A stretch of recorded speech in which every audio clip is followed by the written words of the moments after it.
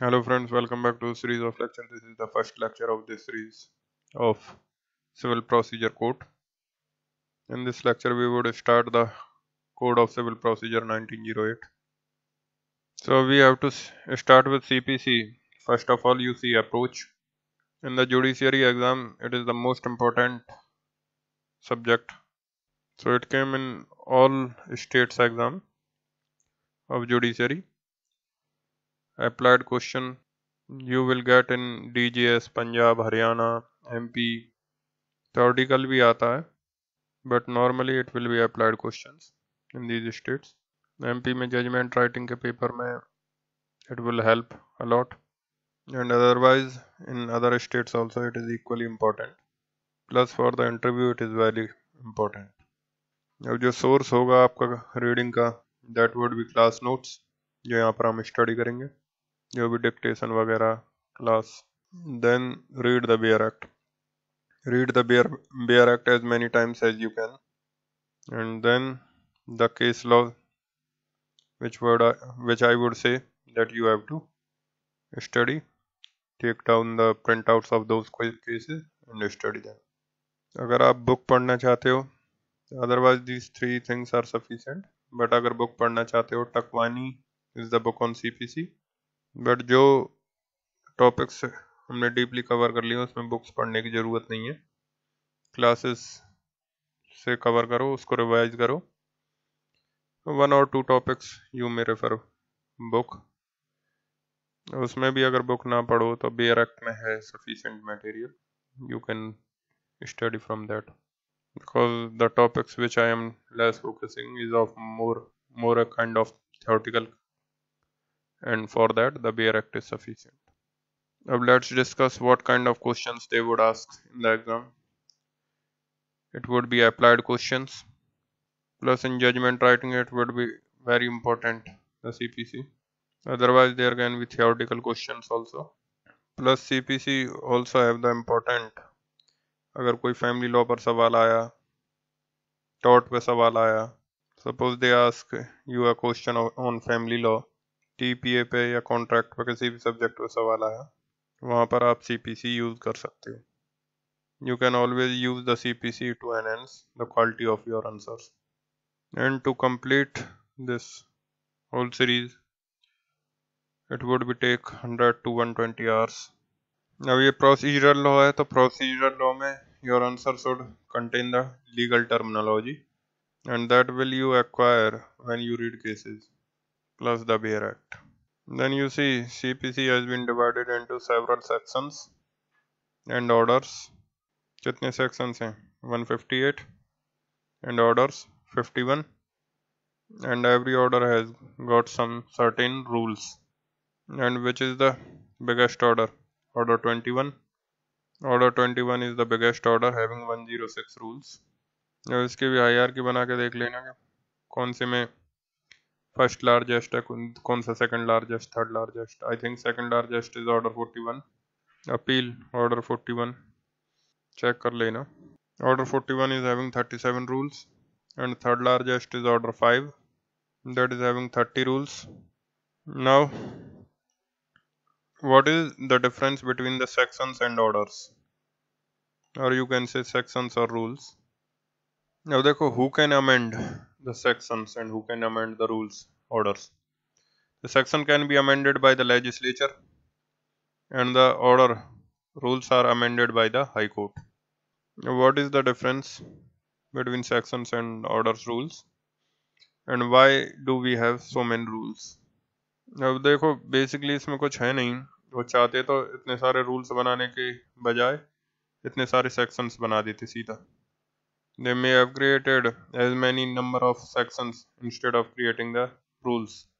तो जितने भी रूल्स हैं सेक्शंस के फॉर्म में बना सकते थे. Maybe the CPC may have about 900 sections if it was so. लेकिन what they have do is, अब जो आपका sections है that is also procedure and rules are also procedure. अब जैसे tort और family law, these are the substantive law, but CPC does not create rights as such. TPA, sales of goods, contract, they create the rights, legal rights, but CPC does not create the legal right. CPG provide the procedure for the obtainment of relief. So in that way you cannot say it is substantive law. But कुछ sections जो sections हैं आपके जो sections हैं they are telling the main principles. The difference is that the sections are telling the main principles related to the procedure for obtainment any relief and उन्हीं का details wherever required. The details of the procedure has been put in various orders. For example, the details are put in various orders. For example, appeal pe you have got section 96, 97, etc. So these are the main principles of appeal. But then we have got the details of that. First appeal, second appeal, etc. The detailed proceedings that you will find in order 41, 42, etc. तो appeal में section 96, 97, 100 etcetera इनसे अकेले काम नहीं चलेगा. आप उसका detailed procedure that you will find in some rules. So for that you have to read these sections along with some concerned rules. So they are both the same. The only difference is that the rules contain the details of the proceedings and the sections contain broad principles, and there is a complementarity between the sections which are complemented by the rules. The rules में वो absurd manner में तो rules लिख नहीं सकते थे, so they need to create some kind of sequencing या some kind of chapterization. तो अलग अलग टॉपिक्स पे जो रूल्स हैं उनको उन्होंने चैप्टराइज कर दिया. Order 1, order 2, order 3.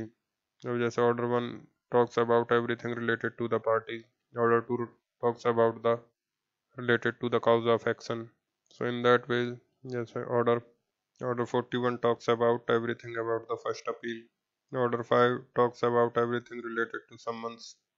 So in that way they chapterize everything in the form of various orders. तो orders का अपना कोई distinct identity नहीं है. Order is basically the name of the chapter which contains the rules pertaining to particular topic. So it is basically about the sections and rules. आप चाहो तो लिख लो एक दो sentences. Right? The sections and the rules play a complementary role. The sections are the broad principles relating to the procedure, whereas the rules provide for the detailed proceedings and wherever detailed proceedings are provided in the rules. The section concerned has to be read together with the rules. The section concerned has to be read together with the rules. अब ये भी ध्यान रखना कि it is not necessary कि हर section का कोई complementary rule हो. You will find certain places where the sections are there on a particular topic but there is no rule. Separately there is no rule as such. And similarly you will find certain rules but there is no corresponding section. But that may happen, but rarely it will happen. Normally there will be sections and complementary rules were there. एक और sentence लिख लो. The various rules pertaining to different topics have been chapterized distinctly in the form of orders. तो जैसे इन्होंने order 1, order 2 करके लिखा है, वो चैप्टर का नाम भी लिख सकते थे. And name them, for example, just first appeal, second appeal, in that way. जैसे पार्टीज, जॉइंडर ऑफ पार्टीज, तो चैप्टर का नाम भी लिख सकते थे, बट उन्होंने नाम लिखने की बजाय उन्होंने सिर्फ ऑर्डर नंबर लिख दिए. तो फाइन. एक और सेंटेंस लिख लो आप. The sections can be amended bye legislature. Normally it is amended by the parliament, but state legislature भी कर सकता है. तो लेजिस्लेचर लिखो आप. The sections can be amended by the legislature, whereas the sections can be amended by the legislature, whereas the rules can even be amended by the high courts. Rules can even be amended by the high courts. Then right, the provisions for amendment of rules. The provisions for amendment of rules by the High Court. अब कहाँ पर है CPC में? In which sections? It is from section 121 till 131. From section 121 till 131.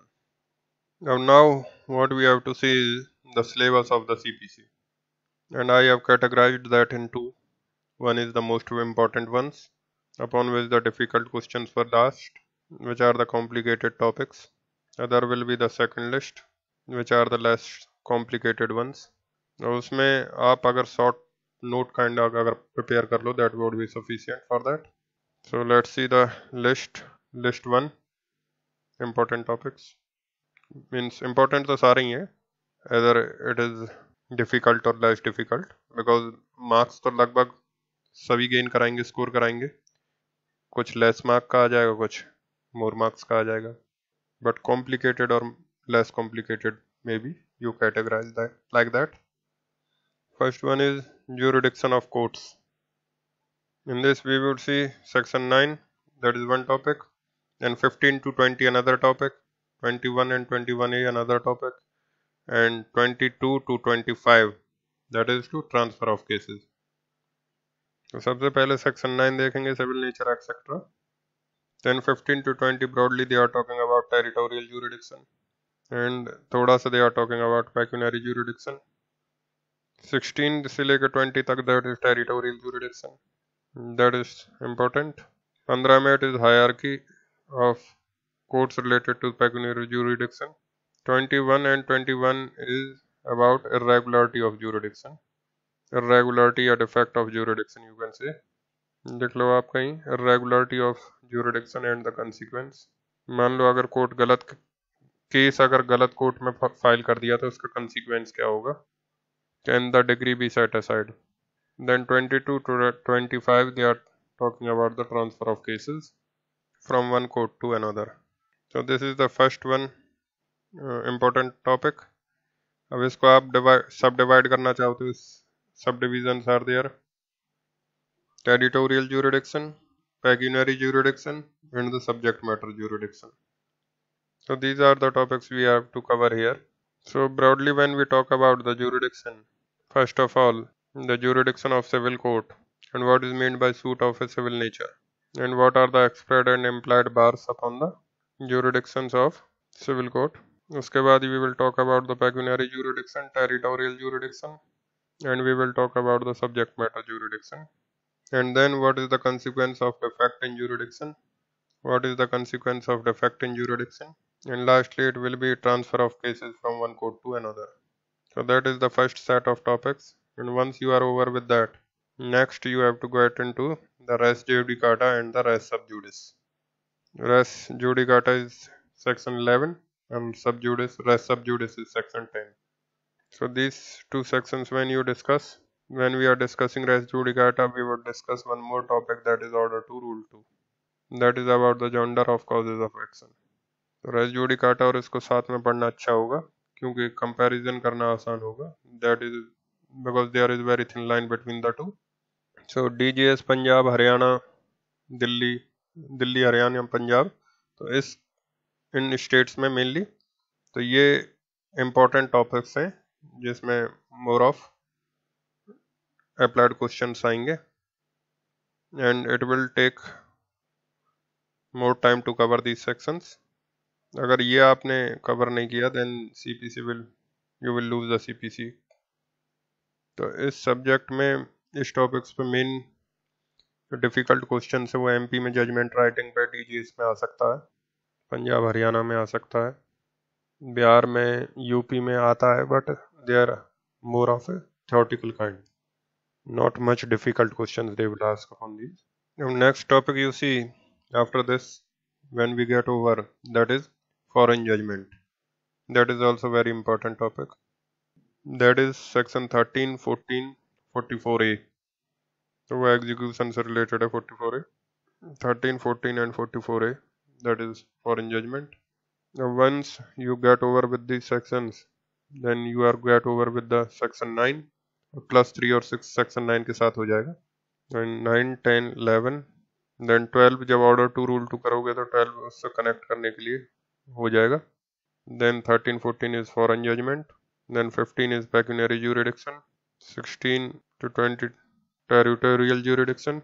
21A defecting jurisdiction. उसके बाद 22 till 25 is 22 to 25 is transfer of cases. So these are the core areas of CPC section 9 से लेकर 25 तक. Core areas in the sense they will give you more difficult questions upon this.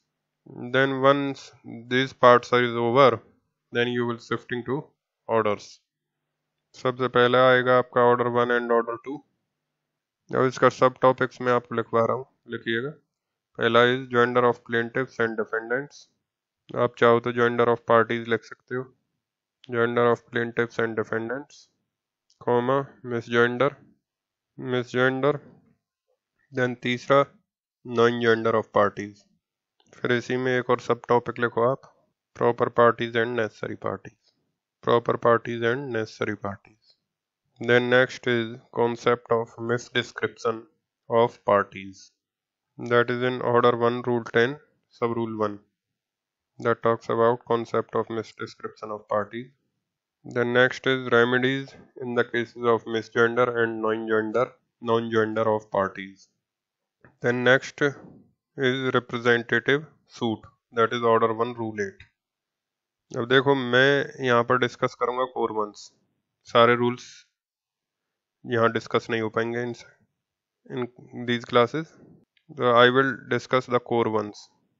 बाकी का जो रह जाए तो एक दो बार आप पढ़ो सारा.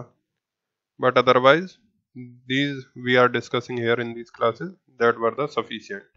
क्योंकि 90% तो हम डिस्कस कर ही लेंगे. और बाकी की जो 10% है वो आप 10 ईयर्स वगैरह देखोगे प्री के या फिर मेंस का, तो उसमें से तो कुछ मुश्किल बचेगा वैसे जो हम डिस्कस करेंगे. तो एक दो अगर कोई रह जाता है तो दैट वुड बी 1-2%. तो उसमें से कवर हो जाएंगे आपके प्री वगैरह के लिए. मेनली मेंस का तो कवर हो ही जाएगा. बट अदरवाइज सजेशन है कि एक दो बार पढ़ो आप जरूर, जिससे उसकी समरी जो रह गई उनकी समरी नोट डाउन करके पता होना चाहिए आपको क्या है क्या नहीं है किस सेक्शन रूल्स में सेक्शन में. जैसे वी वुड डिस्कस ऑर्डर 1 में rule 1, 2, 3 everything, but may be not discuss order 1 rule 12. तो उस तरीके के एक दो रूल्स हैं तो वो आप खुद पढ़ लीजिएगा. That was not very important but you must read. और मेनली उन ऑर्डर्स को रूल्स को ज़्यादा पढ़िएगा जिन ऑर्डर्स के ज़्यादातर रूल्स में कवर करूँगा इन क्लासेस में. तो उनके रूल्स को छोड़ना मत, आप जरूर पढ़ना. तो दिस इज अबाउट ऑर्डर 1. अब ऑर्डर 2 पर आप सब टॉपिक्स लिख लो. तो देखिए ऑर्डर 2 में mainly it is order 2 rule 2. अब ऑर्डर 2 रूल 2 को हम पहले ही कर लेंगे रेस जुडिकाटा के समय. The main provision is order 2 rule 2. तो वो तो हम रेस जुडिकाटा के समय कर लेंगे. तो इसमें आप सब टॉपिक्स लिख लो. पहला सब topic is framing of suit. Framing of a suit, that is order 2 rule 1. और लिखो आप joinder of causes of action. Joinder of causes of action, that is order 2 rule 3. And remedies in the case of misjoinder of causes of action. अब यहाँ पर आपका order 2 rule 6 वगैरह आ जाएगा. Then एक और लिखो सब topic, that is in order 2 rule 2 sub rule 2. Order 2 rule 2 sub rule 2, relinquishment of claim और रिलीफ. तो ये तो बस पहले ही खत्म हो जाएगा when we discuss it with the res judicata. So this area also again an important one. Next you have to take into order 6 till order 9. Order 6 till order 9. It is not so complicated but it is important. Now order 6 till order 9 में क्या है? Order 6 is for what? Rules of pleading. Order 7 plaint. Order 8 is about written statement. Order 9 is appearance and non-appearance of parties. और इस area से interview में काफ़ी सवाल पूछे जाते हैं, खास करके order 7, order 8 in particular, order 9, order 8 and order 9. 8 और 9 से इंटरव्यू में बहुत सवाल पूछे जाते हैं. 6 में बहुत ज़्यादा कुछ नहीं है. It is only about rules of pleadings, but you must read all these orders very carefully. तो इसमें लिख लीजिए आप कौन कौन से टॉपिक्स हैं. First one is rules of pleadings, that is in order 6. उसके बाद आप लिखो rejection of plaint. and return of plaint, rejection and return of plaint, and amendment of pleadings. Three very very important topics: rejection of plaint, return of plaint, and amendment of pleadings. और return of plaint को jurisdiction के साथ भी पढ़ सकते हैं. We would complete that with the jurisdiction topic jurisdiction. Return of plaint is which provision? Order 7 Rule 10. Order 7 Rule 10A and 10B, they talks about the return of plaint, and Order 7 Rule 11, 12 and 13 together they talk about rejection of plaint. Together they talk about rejection of plaint. And amendment of pleadings is where? Order 6 Rule 17 and 18. 16 कुछ और है लेकिन वो भी amendment से related है, तो basically उसको भी हम साथ में क्लब टुगेदर कर लेंगे. So basically it is about Order 6 Rule 17 18 about amendment of pleadings. Then next लिखिए the filing of the written statement and the period for that. Period for that मतलब कितने दिन में आप written statement फाइल कर सकते हो, and the period for filing. अब कितना टाइम पीरियड है? It is 30 days and it can be extended to 60 days and 90 days total. And can it go beyond 90 days also? Answer is yes. But for that which provision? Order 8 Rule 10. कुछ लोग इसमें normally 151 बताते हैं, but अगर आप written statement file करना चाहते हैं तो जिस दिन आपके पास नोटिस आए या सम्मन आए उस दिन से 30 डेज के अंदर आपको रिटन स्टेटमेंट फाइल करना होगा. और अगर आप चाहो तो सर्कमस्टेंसेस प्रूव करके 60 डेज का और एक्सटेंशन ले सकते हो, देन इट बिकम्स 90 डेज. और ऑर्डर 8 रूल 1 में क्लियरली लिखा है that it should not be beyond 90 days. फिर भी इनहेरेंट पावर्स में कोर्ट 90 डेज के बियॉन्ड जा सकती थी, लेकिन इनहेरेंट पावर की जरूरत नहीं है यहाँ पर, बिकॉज ऑर्डर 8 रूल 10 में कोर्ट के पास ऑलरेडी पावर है. तो that we will discuss later on कि इनहेरेंट पावर में जाने की जरूरत नहीं पड़ेगी. तो कोर्ट चाहे तो आपको एक्सट्रीम सर्कमस्टेंसेस में 90 डेज के बियॉन्ड भी WS फाइल करने की परमिशन दे सकती है. Then next is plaint writing and written statement writing. Plaint writing and WS writing. Plaint writing और WS राइटिंग ये तो आपको लिख कर प्रैक्टिस करना पड़ेगा. देन इशू फ्रेमिंग, फिर जजमेंट राइटिंग भी लिख लो. हालांकि judgment writing is not related to this order. Plaint writing, WS writing, issue framing and judgment writing. Now issue framing and judgment writing does not belong to this order. याद रखिएगा issue framing relates to order 14. Judgment writing के अलग से ऐसा कुछ नहीं है, फिर भी आप ऑर्डर 20 लिख सकते हो. And plaint and WS writing relates to order 6 plus order 7 for plaint. Order 6 and order 7 for plaint, and WS is order 6 plus order 8. क्योंकि written statement के लिए it is order 8, plaint के लिए it is order 7, and rules of pleading is there in order 6. And rules of pleadings relates to everything. It relates to plaint, it relates to written statement, it relates to additional written statement, relates to replication, rejoinder, it relates to anything. Amendment of pleading. Order 6 तो सबके साथ relate होगा, plaint के साथ order 7 है तो order 7 के साथ जोड़ दिया, और रिटन स्टेटमेंट के लिए ऑर्डर 8 है तो इसलिए ऑर्डर 8 के साथ जोड़ दिया उसको. इशू फ्रेमिंग हम बाद में करते हैं ऑर्डर 14 के अंदर, और judgment writing since in order 20 उससे रिलेट कर लो आप उसको. अब ये दोनों चीज़ बाद में डिस्कस करेंगे, तो ये दोनों उस समय डिस्कस कर लेंगे. अब और लिखिए और सब topics. The concepts of admissions and denials. ऐसे में ब्रैकेट में लिख लो deemed admission. ये कहाँ पर है? Order 8 Rule 5. The concept of deemed admission. The concept of deemed admissions. That is Order 8 Rule 5. उसके बाद और भी हैं. Order 8 Rule 2 भी पढ़ना, 3 भी पढ़ना, 4 भी पढ़ना. We have to read all of them, but main is this. We have to read all. Order 8 Rule 1 से लेके 4 तक भी पढ़ना है, 1 से लेकर 4 तक भी पढ़ना है, but this is the main one. Then उसके बाद आप लिखिए the concept of subsequent pleadings. इसमें आगे डैश लगा कर लिखो replication and rejoinder. What is replication? जब भी आप प्लेंट फाइल करते हो, whenever you file the plaint, आपने प्लेंट फाइल कर दिया, उसके जवाब में वहां से रिटर्न स्टेटमेंट आएगा। यू आर द प्लेंटिफ, आपने प्लेंट फाइल कर दिया, then the defendant will file the written statement. अब रिटर्न स्टेटमेंट में आपके प्लेंट में जो पॉइंट्स थे उसका उन्होंने उधर से जवाब लिखा। Means whatever points you have put, whatever pleadings you have put in to the plaint, the point to point reply will be there in the written statement, but in addition to that you may add some additional points. They have the freedom to add some additional points on their part, on their own side. अब ये जो उसने additional points डाला है, the plaintiff has to file the reply to these additional points.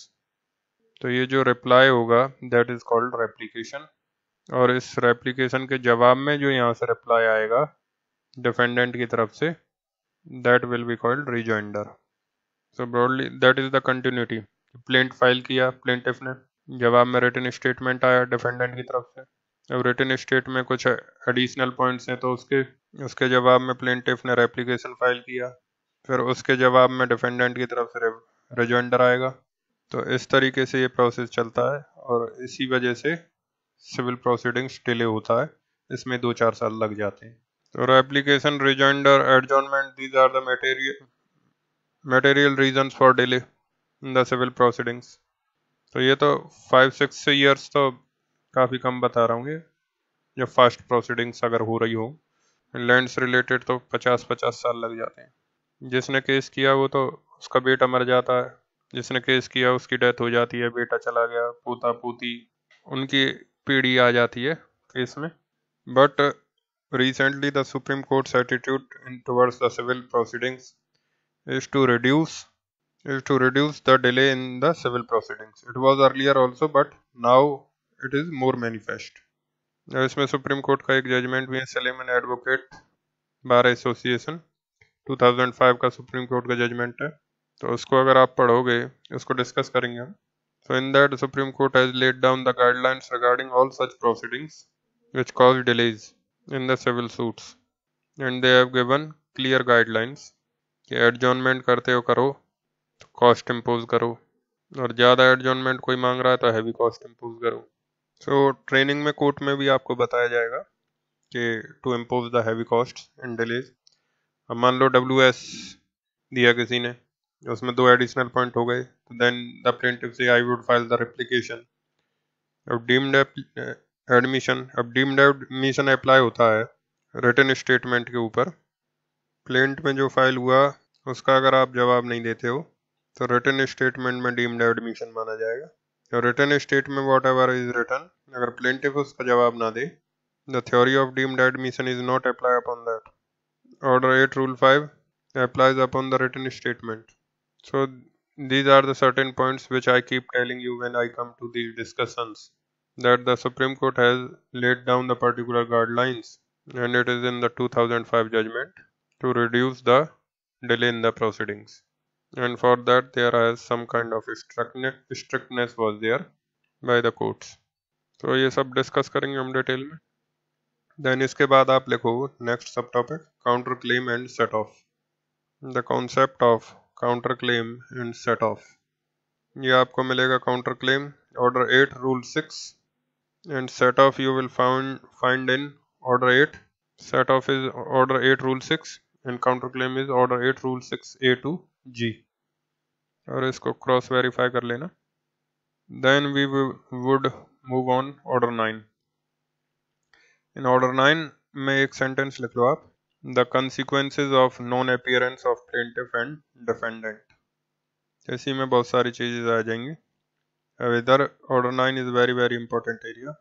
Actually when I discussing the rejection of plaint, जब rejection पढ़ेंगे हम तो वहाँ पर रिजेक्शन से रिलेट करेंगे ऑर्डर 9 रूल 2 3 4 एक्सेट्रा।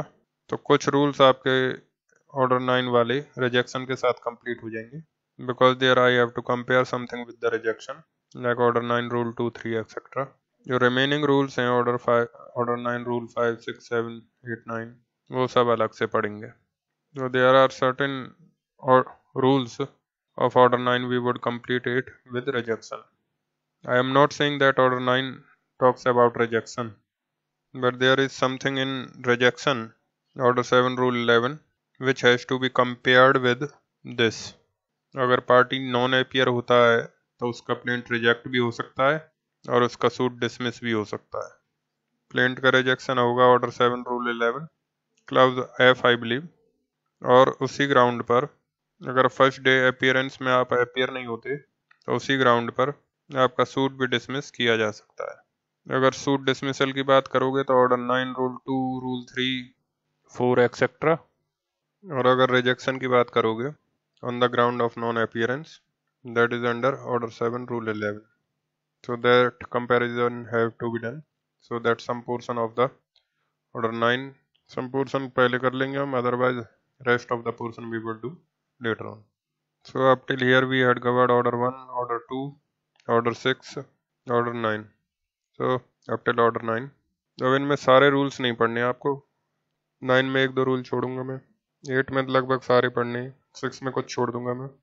देन इसके बाद next we have to see is order 10 section 89, order 14, order 15 का sequence. Order 10 is about examination of the parties by the court. Now you see, whenever suit proceedings is going on, suppose on a day you file a plaint, you file your plaint, आप court गए, filing counter पर अपना plaint file कर दिया, और normal process तो ये होगा कि आप कोर्ट गए, फाइलिंग काउंटर पर जाकर अपना प्लेंट फाइल कर दिया 2 कॉपीज में, file it in 2 original copies. उसके बाद वहाँ से आपको एक स्लिप मिल जाएगा कि आपने फाइल कर दिया। That slip is not the suit number, वो सिर्फ इस बात का स्लिप है कि आपने सूट फाइल कर दिया है। अब उसके बाद उसी दिन आपको 12 बजे के बाद, अगर आपने 12 बजे से पहले फाइल किया गया था तो, या फिर अगले दिन 12 बजे के पहले, आपको नोटिस बोर्ड पे एक लिखा हुआ मिल जाएगा कि आपका केस किस कोर्ट में लिस्ट हुआ है, किस केस में, किस कोर्ट में गया है, और आपको किस कोर्ट में कब अपीयर होना है। और वो मार्किंग सीनियर जज सिविल डिवीजन, सिविल जज senior division will be marking the cases to the various जजेस। तो आपका लिस्ट हो जाएगा कि कोर्ट नंबर सो एंड सो किस टाइम पे आपका हियरिंग होनी है, ये सारी चीज़ लिस्ट हो जाएगी। तो पर्टिकुलर डेट को जिस दिन मार्क हुआ किस कोर्ट में, तो उस डेट को आप उस टाइम पर आप उस कोर्ट में अपीयर होते हो। अब उस दिन कोई हियरिंग नहीं होगी, that day on which you appear the reader of the जज will be actually examining for the judge the document you have attached for the along with the plaint and plus the pleadings of the plaint. So briefly he was going through that there is some defect or not. खास करके he was examining that whether the court fees is properly filed or not, and if he finds some defects then he make a list, और उस list में वो लिखेगा whatever the imperfections was there, जो भी कमी है वो आपको बताएगा। जैसे कोर्ट फीस डेफिशिएट है इसको और कोर्ट फीस लगाओ, इतनी कोर्ट फीस होनी चाहिए। तो उस पर जैसे आप साइन करेंगे दैट बिकम्स ऑफिस ऑब्जेक्शन, उस डॉक्यूमेंट को आप बोलते हैं ऑफिस ऑब्जेक्शन। वो आपको मिल जाएगा, आपके पास 7 दिन का टाइम होगा, 7 दिनों में आपको करेक्शन करना है, और अगर नहीं कर पाए तो एक्सटेंशन ले सकते हो आप, नॉर्मली द कोर्ट अलाउज। देखो अभी तक आपका प्रोसेस शुरू नहीं हुआ, अभी सिर्फ आपका ओरिजिनल डॉक्यूमेंट का रेक्टिफिकेशन हो रहा है, लेकिन सूट नंबर मिल जाता है आपको। जब कोर्ट में आपका ऑफिस ऑब्जेक्शन रेज होगा उसी समय आपका सूट नंबर रेज हो जाता है, that this is your suit number. अब करेक्शंस करने के बाद जब सब हो गया, then they will ask you fine, now you submit the process fee. Process fee मतलब जो सम्मन्स करने का फीस होता है, that has to be submitted. तो उसके लिए भी 7 दिन का टाइम रहता है, प्लस जितने डिफेंडेंट हैं उतने प्लेंट की कॉपी आपको लगानी पड़ती है। शुरू में तो आपने 2 कॉपी लगाई, वो तो कोर्ट के रिकॉर्ड में रहेगी, but apart from that once the court decides to serve the summons, so it will be asking you to deposit the process fee, and suppose there are 2 defendants, then they will ask you to submit 2 copies of the plaint first, और जो document होंगे उसकी xerox copy उतनी। फिर उसके बाद सम्मन सर्व होगा। अब सम्मन जिस दिन भी डिफेंडेंट को रिसीव होगा उस दिन के 30 दिन के अंदर वो अपना रिटन स्टेटमेंट फाइल करेगा, एक्सटेंशन लेकर 90 डेज करवा सकता है, वो 90 डेज के अंदर फाइल कर सकता है। इसीलिए सम्मन्स में लिखा होगा, सम्मन्स में रिटर्न स्टेटमेंट का डेट नहीं लिखा होगा, सम्मन्स में ये लिखा होगा that you are to appear in the court before this court on so and so date. और ये भी लिखा होगा उसमें, मान लो कोर्ट ने डिसाइड किया कि छोटा सा केस है और एक ही दिन में हम खत्म कर सकते हैं इसको, that we can dispose of the case on the same day, then the court can write in the summons that the summons is for the final disposal of the case and therefore you have to appear before the court with all your witnesses। और मान लो अगर court ने decide किया कि पहले issue frame करके फिर decide करेंगे, then they will not write that कि पहले दिन डिस्पोजल होगा, they will give you the date। अब मान लो उन्होंने 3 महीने आगे का डेट दे दिया, तो उसी बीच में रिटर्न स्टेटमेंट फाइल हो जाना चाहिए। पहले आप रिटर्न स्टेटमेंट फाइल करो, तो आप जिस कोर्ट में मैटर है उस कोर्ट में फाइल कर दो WS, या फिर अदर रूल है कि फाइलिंग काउंटर पर करना है तो उधर कर दो। It is upon the practice what is there going on in that court. और फिर उसके बाद जो डेट ऑफ हियरिंग है उस डेट पर दोनों पार्टीज को हियर अपीयर होना। अब now when you appear on that date, so both the parties will present into the court on that date of hearing। plaintiff is there, plaintiff का plaint is there, defendant का written statement is there, and defendant or his lawyer is there, plaintiff or his lawyer is there। so the pleadings are there plus the parties are there और the lawyers are there। हो सकता है कि civil matter है तो parties खुद appear ना हो तो लॉयर के थ्रू अपीयर हो जाए, और या फिर किसी अपने एजेंट को भेज दे अपीयर होने के लिए। So in other ways somehow they appear either through lawyer or agents। Then at that stage the court examine the plaintiff and the defendant। Court pleading को चेक करेगा कि इसके प्लेंट में क्या लिखा है, रिटन स्टेटमेंट में क्या लिखा है, और फिर ओरल एग्जामिनेशन होगा regarding the pleadings from the plaintiff and the defendant, and to see as to whether जो प्लेंट में लिखा है उसका कोई बात डिफेंडेंट डिनाई करना चाहता है कि नहीं। उसने रिटन स्टेटमेंट में डिनाई किया होगा पर हो सकता है कि डिनाई इतना क्लियर ना हो, and therefore the court wants to clarify its mind as to whether the defendant wants to deny something, defendant wants to deny something, तो उसको कहते हैं एडमिशंस एंड डिनाइल्स। तो that will take place in order 10। तो जब आपका admissions and denial पूरा हो गया, the oral examination is over. अब ये जरूरी नहीं कि पहले दिन हो जाए, हो सकता है पहले दिन पार्टी बोले कि मुझे एप्लीकेशन फाइल करना, तो नेक्स्ट डेट लग जाएगा। अब नेक्स्ट डेट पर दूसरी पार्टी कह दे कि मुझे एप्लीकेशन का जवाब देना है रिजॉइंडर, तो नेक्स्ट डेट लग जाएगा। तो ये सारी प्रोसीडिंग्स होते होते हो सकता है 1 साल बीत जाए, ज़्यादा साल हो जाए, 1 साल या ज़्यादा।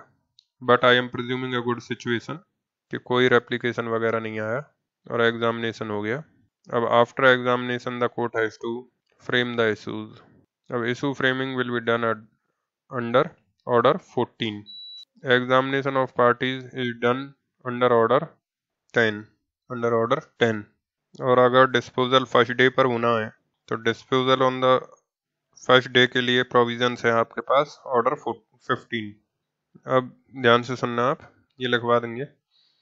एक बार अगर कोर्ट ने एग्जामिनेशन ऑफ पार्टीज कर लिया, अब examination of parties and issue framing के बीच में, examination of parties and issue framing के बीच में, because once the issues are framed then after that the trial will start. अब उसके बीच में there is an obligation upon the court to conduct the proceedings of ADR, that is called alternative dispute resolution, and that is not mandatory।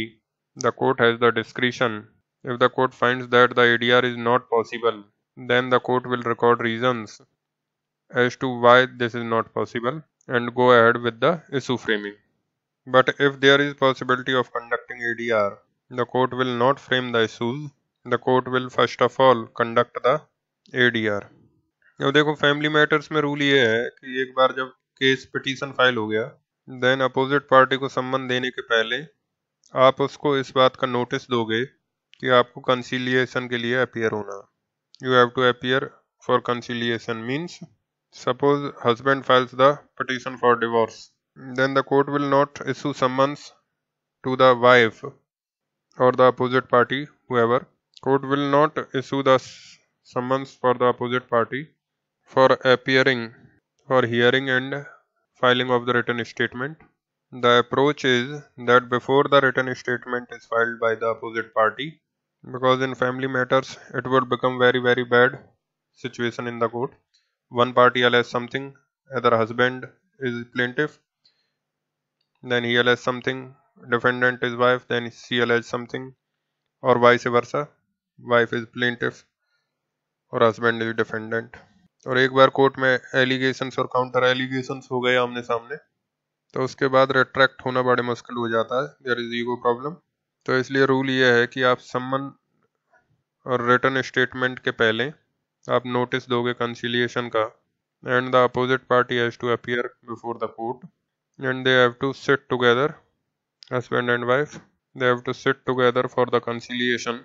और अगर conciliation fail कर गया, then you will go for issuing the summons and having the written statement and framing of the issues. तो फिर ये जो conciliation process है in the family matter in particular summons के पहले कर देते हैं, लेकिन अगर केसेस दूसरे केसेस हैं प्रॉपर्टी केसेस, तो उसमें ADR mechanism summons के बाद होगा, written statement के बाद, issue framing के पहले, but in family matters it always happen before that. अब ऐसा नहीं है कि डिवोर्स पिटीशन होने के बाद ADR में नहीं जा सकते, डिवोर्स पिटीशन फाइल होने के बाद भी जा सकते हैं। तो in family matters petition file करने के बाद रिटन स्टेटमेंट से पहले अगर आपने नोटिस करके कंसिलेशन करवाया, that will be an ADR mechanism. अब ADR इज नाउ और is compulsory when you go for training after selection, you will get the instruction in the training that ADR is compulsory.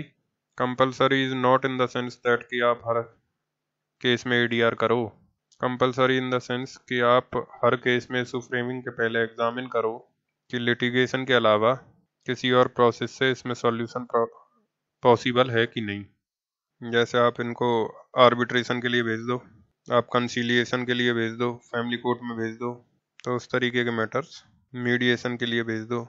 तो इस तरीके से court litigation के अलावा otherwise इनका solution निकाल सकता है। तो अगर पॉसिबल है तो ADR के लिए भेजो आप, अगर नहीं पॉसिबल है तो रीजंस रिकॉर्ड करो and go ahead in the issue framing in the trial. And therefore this section 89 order 10 rule 1 etcetera they become very important. तो इसमें आप सब टॉपिक्स लिखिए, एग्जामिनेशन ऑफ पार्टीज, देन और लिखो आप इशू फ्रेमिंग, फिर लिखो disposal of the suit at first hearing, disposal of the suit at the first hearing, फिर आप लिखो ADR alternative dispute resolution. So till now we get over with the order 15। जब ये सारा पढ़ लेंगे हम ऑर्डर 15 तक हो जाएगा हमारा main rules we all discuss. अब उसमें साथ में एक और इशू बनता है, as to what are the material on which issues will frame, as to what are the materials on which the issue shall frame, तो वो साथ में कवर करेंगे हम। what are the materials on which the issues will frame। अब issue framing के लिए the court has the plaint, the court has the written statement, the court may be have the replication rejoinder, the additional written statement, इस तरीके के document हो सकते हैं। Amendment of pleading अगर हुए होंगे तो वो हो सकता है। उसके अलावा एग्जामिनेशन ऑफ द पार्टीज हुआ है, एडमिशन एंड डिनाइल, तो वो हो सकता है। उसके अलावा इशू फ्रेमिंग के लिए कोर्ट के पास पावर है कि किसी विटनेस को भी बुलाकर एग्जामिन कर सकता है before framing the issues, for the purpose of the framing the issues. So all that will be covered together. अब इसके बाद कोर एरियाज तो आपका शुरू वाला खत्म हो गया। अब there are some other associated topics, उसको लिख लीजिए आप। एक टॉपिक और ऐड कर लो आप, ये जो जॉइंडर ऑफ पार्टीज के साथ इंटरप्लीडर सूट भी पढ़ेंगे। जॉइंडर ऑफ पार्टीज के साथ we will discuss interpleader suit together. Hindi में क्या बोलेंगे इसको, अंतराभिवाची। अभिवचन मतलब प्लीडिंग और वाची मतलब प्लीडर जो प्लीडिंग करता है। अंतराभिवाची मतलब दो पार्टीज के बीच आपस में जो प्लीडिंग होती है। Interpleader suit is order 35 and section 88। अब इसके बाद some additional topics, they are also important. अभी फर्स्ट लिस्ट ही चल रहा है, राइट डाउन, इसमें लिखिए आप। अब आगे लिखिए आप temporary injunction, it is in order 39। Then summary suit order 37, then लिखो compromise and withdrawal of suit order 23। Then लिखो अबेटमेंट ऑफ सूट ऑर्डर 22। अब देखो अब मैं when I am saying that it is all are part of first list, it does not mean that it is as much as complicated as of res judicata and all. ये शुरुआत के एक दो topic हैं, जो इसमें शुरुआत के एक दो टॉपिक के अलावा they are simpler one, they are more simpler. तो ये सिंपल भी हैं, कुछ मेन रूल्स पढ़ने इनमें बस। So as we are coming down to the list the topics are becoming more and more easy. अब जैसे अबेटमेंट 22 में तो इसमें एक दो रूल्स हैं, वो समझने जरूरी हैं, उधर थोड़ी बहुत इंटरप्रिटेशन लायक है, but other is more of theoretical other rules in this. So एक दो रूल इशू बेस्ड हैं, तो otherwise they are of bare act based.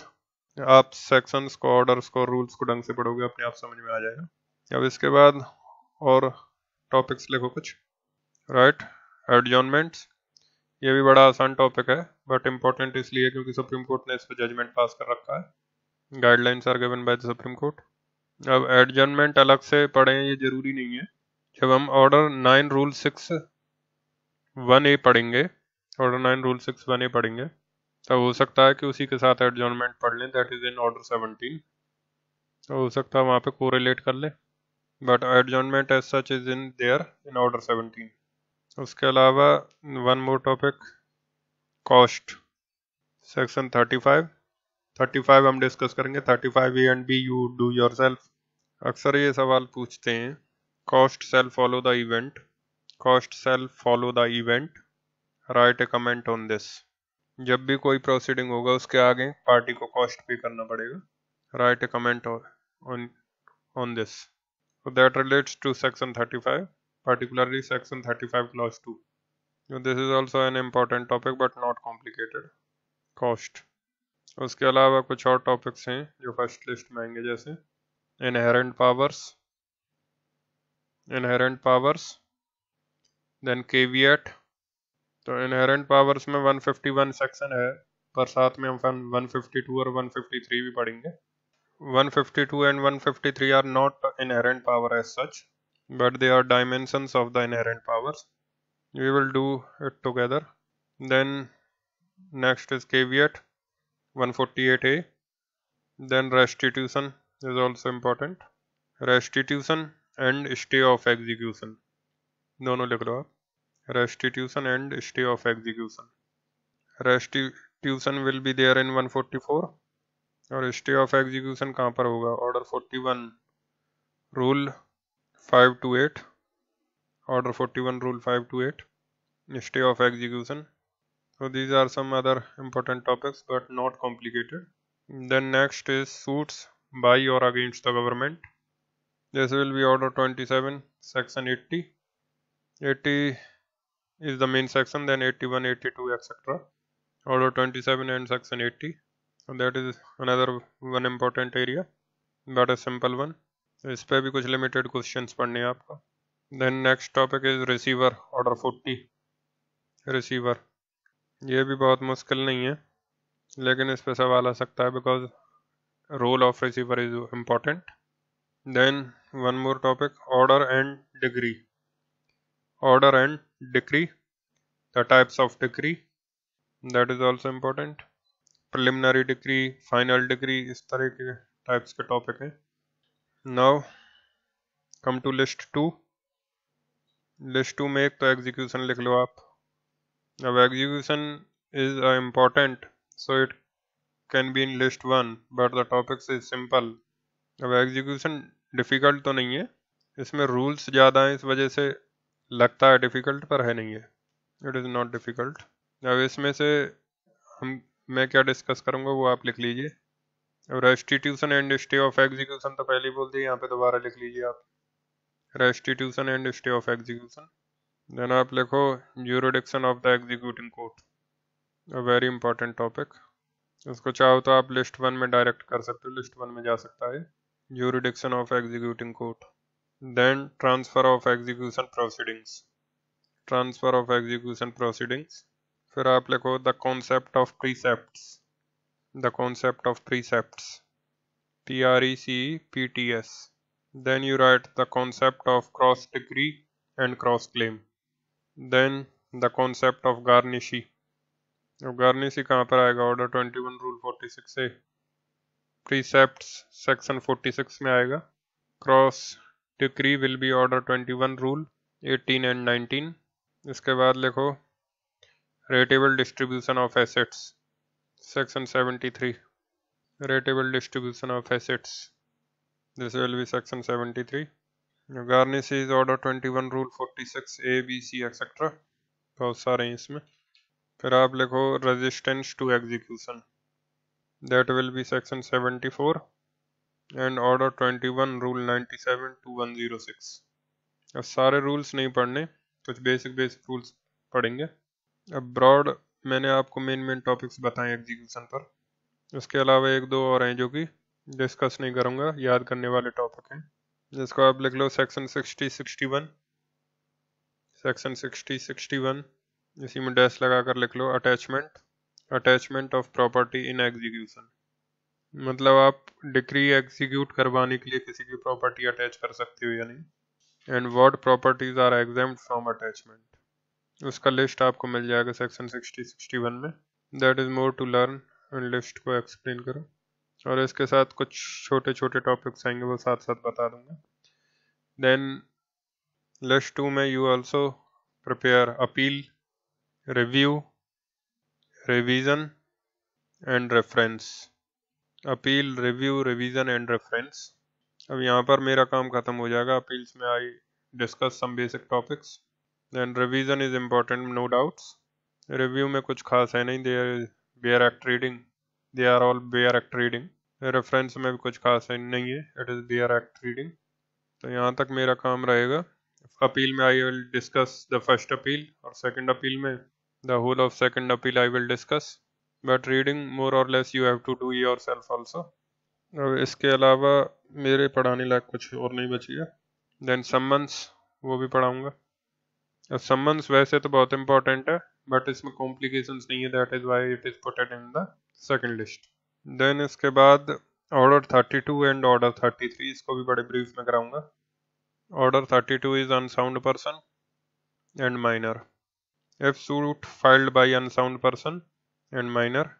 और दूसरा आपका order 33 that is indigent person. इसका बेसिक्स है that I will tell you, and after that the more of is bare act reading and the basic concept I will tell you. अब इसके बाद लिखिए आप कुछ टॉपिक्स जो आपको अपने आप पढ़नी है. First is commissions. तो ये टॉपिक आपको तैयार करने और ये इम्पोर्टेंट है, छोड़ना नहीं है. Commissions that is order 26. Payment into court that is order 24. Then security for cost that is order 25. Then arrest and attachment before judgment that is order 38. Then summoning of witnesses, summons to witnesses, इसमें दोनों लिख लो आप, order 16 और order 16A. अगर कोई witness jail में और उसको सम्मन करते हैं तो ऑर्डर 16A होगा, और अदरवाइज करते हो तो ऑर्डर 16 होगा. दोनों पढ़ लो आप, order 16 and order 16A. Then फिर लिखो आप पब्लिक न्यूसेंस. ये यूपी के लिए इम्पोर्टेंट है और अदर स्टेट के लिए भी इम्पोर्टेंट है. That is section 91 and 92, public nuisance. Then suit relates to mortgage and immovable property. ये भी यूपी वगैरह के लिए इम्पोर्टेंट है. That is order 34. Then suits related to corporations, order 29. Then suits related to constitution, that is order 27A. Then और लिखो order 11, 12 and 13. Order 11 में discovery है, 12 में एडमिशन है, ऑर्डर 13 में impounding of document etcetera production. तो इन orders को आप 2 बार रीडिंग जरूर करिएगा. ऑर्डर 11, 12 एंड 13, कम से कम 2 readings you must make through out पूरा, क्योंकि इसमें अलग से बड़ा सवाल नहीं देंगे, लेकिन कहीं ना कहीं इसको रिलेट कर सकते हैं, क्योंकि actually related to court proceedings. और एक और टॉपिक है जो आपको पढ़ना है, लेकिन उसमें से एक पार्ट में डिस्कस करूंगा, दैट इज ऑर्डर 18. ऑर्डर 18 को तो कम से कम 10 बार पढ़ना। और order 18 is trial, and trial obviously is very important. लेकिन ऑर्डर 18 का rule 4 I will discuss with you. Order 18 का rule 4 I will discuss with you. So broadly this much I want that you would read by your own, apart whatever I discussing with you. But still the suggestion is कि पूरा CPC पढ़ो। अब पढ़ने का तरीका ये है कि इतना पढ़ लो जो पढ़ रहे हैं हम इम्पोर्टेंट है, उसके बाद जो बताया गया ये पढ़ लो, फिर जो रह जाएगा उसको बीच बीच में जब टाइम मिले उसको रीड करते चलो, क्योंकि एक बार में पूरा CPC आप कभी नहीं कवर कर सकते। और करने की कोशिश भी मत करना, क्योंकि जो इम्पोर्टेंट एरियाज है या फिर जो मैं बता रहा हूँ जो रीड आउट करने के लिए, तो फिर उसको नेग्लेक्ट कर दोगे आप। And these topics which I have noted you down, these are the area all of which you have discussed up to now from where the questions are asked। क्योंकि आप ये सोचो कि CPC को मैं एक बार में इन वन गो ख़त्म कर लूँ, दैट इज़ नॉट पॉसिबल। तो जो इम्पोर्टेंट टॉपिक्स जो बताएं पहले उसको कवर करो, उसको पढ़ते रहो, फिर उसके बाद जो सेल्फ स्टडी के टॉपिक्स हैं उनको बीच बीच में पढ़ते रहो, मेनली इन पर ही फोकस करो। बाकी के जो लेफ्ट हैं जो टॉपिक हैं उनको अगर 10 ईयर्स में कुछ आता है तो उसको ऐड कर लेना, उनको पढ़ लेना, अदरवाइज उनके लिए बॉदर मत करो। These topics are sufficient of which we have make the list. फिर उसके बाद अगर आपका इंटरेस्ट है तो जो बाकी के बचे हुए ऑर्डर्स हैं उनको निकाल लो, out of interest you can read them, otherwise these much is are sufficient. तो जब फाइनल रिवीजन पे आओगे after reading all this, then you can go all of, फिर उसके बाद आपका कम टाइम लगेगा पढ़ने में। But if you think that for the first time in one go you will read the whole of the CPC, that is not possible. तो ये मत सोचो कि पूरा CPC एक बार में खत्म कर लोगे, बहुत सारे ऑर्डर्स हैं, बहुत सारे रूल्स हैं, सेक्शंस हैं, this is not possible for anyone. अब जैसे ऑर्डर 1 किया हमने, मैं लेक्चर में करा रहा हूँ ऑर्डर 1, तो उसमें सारे रूल्स करा दिए, एक दो रूल्स छोड़ दिए, 2-3, तो उनको तो आप साथ के साथ कर लेना। फिर उसके साथ आप सेल्फ स्टडी वाले कोई टॉपिक ले लो कि भाई एक दिन में कमीशन साथ में पढ़ लूँगा, तो उसको वहीं की वहीं समराइज कर लो, उसका शॉर्ट नोट्स बना लो, पॉइंट्स लिख लो, so that in future you need not to read the actual language of the bare act. But जो वन गो में कर रहे हैं तो उसको एक दो बार पढ़ो, उसके बाद समराइज करके नोट्स बनाओ, क्योंकि फर्स्ट टाइम में अगर पढ़ के नोट बनाओगे तो you may leave something which may be important, या फिर फर्स्ट टाइम समराइज करो उसको, फिर नेक्स्ट टाइम भी बेयर एक्ट पढ़ो और उसके बाद समराइज भी पढ़ो, तो उसमें लगता है तो उसमें कुछ और ऐड कर दो, मॉडिफिकेशन कर दो। अब जैसे ये मॉर्टगेज वाला है, तो TPA में अगर मॉर्टगेज वगैरह पढ़ोगे आप तो उसके साथ इस वाले को पढ़ लो। और जैसे पार्टनरशिप में फर्म से रिलेटेड जो ऑर्डर है यहाँ पे पढ़ लेना उसके पार्टनरशिप के साथ, पार्टनरशिप एक्ट के साथ। So this is how you have to study the CPC। Now write down the points जो हम नेक्स्ट 1-2 लेक्चर्स में देखेंगे, क्या क्या डिस्कस करने वाले हैं नेक्स्ट लेक्चर्स भी। some terminology, write down some terminology or some terms which you need to understand, या फिर ऐसे भी लिख सकते हो elements of civil suit, elements of the civil suit, ये भी लिख सकते हो आप। Please write some terms here। Number 1, parties to a civil suit, dash लगा के लिखो plaintiff and defendant, parties to a civil suit, plaintiff and defendant, फिर इसी में लिखो आप pro forma defendant। So this concept I will explain to you in beginning itself, pro forma defendant। Then you write the subject matter of a civil suit, इसमें दो चीज़ें लिख लो आप, proprietary rights, one you write proprietary rights and other you write personal rights।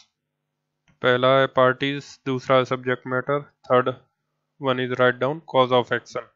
Short में we will write COA, exam में मत लिखना इसको शॉर्ट में, पूरा फुल लिखना। Then next you take down the matters in issue, ये एक्चुअली जब रेस जुडिकाटा पढ़ोगे तो वहाँ पर काम आएगा। Then you take down relief, the word relief, then you take down the word title, ये भी आपको रेस जुडिकाटा में काम आएगा पूरा, title. So these are the initial terms by which we get started. Then next topic you take down is the distinction between a plaint and a suit. The distinction between a plaint and a suit. तो first तो ये terms discuss करेंगे, फिर then distinction between a plaint and a suit, and third one is the requirement of filing an affidavit along with the verification in the pleadings. The requirement of filing an affidavit along with verification in the pleadings. अब इसके लिए for this last one you shall read order 26, order 6, rule 15, order 4 plus plaint और suit के लिए जो distinction है that is उसके लिए ऑर्डर 4 पढ़ेंगे. So we would start the topics and CPC in details in the next lecture. That's it for this lecture. Thank you.